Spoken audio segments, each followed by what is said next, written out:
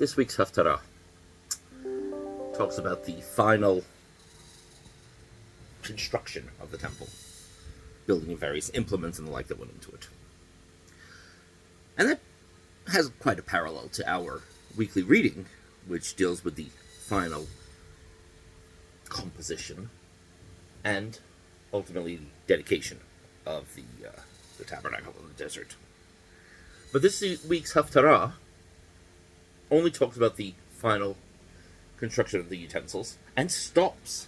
Doesn't continue on to the dedication. Doesn't even continue on one more line where it says that Shlomo took everything and put it into the temple. It just stops with the construction. Why? I think there's a lesson to be taught in that. You know, there's a rather overused cliche these days. It's not about the destination, it's about the journey. That's not true. The destination is important. The whole purpose of getting all this stuff together wasn't just to have a bunch of stuff. It was to create a functioning temple. It wasn't just about the journey. The destination is very important. And that's why we mentioned in the Torah reading, if the destination weren't important, the Torah wouldn't say anything about the dedication, which would say they built it. No. The sages chose this reading to show the final steps in the journey part of it, but not to show the destination.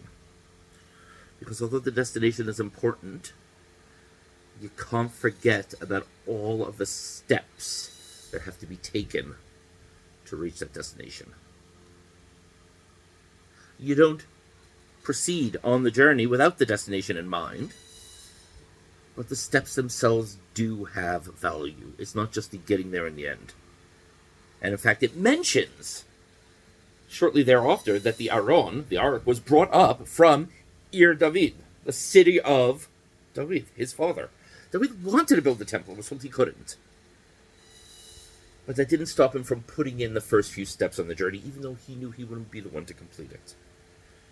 The steps themselves have value. So to say it's not about the destination, it's about the journey, is not right. It's not only about the destination. The journey itself also has value. It's the important lesson. Shabbat Shalom.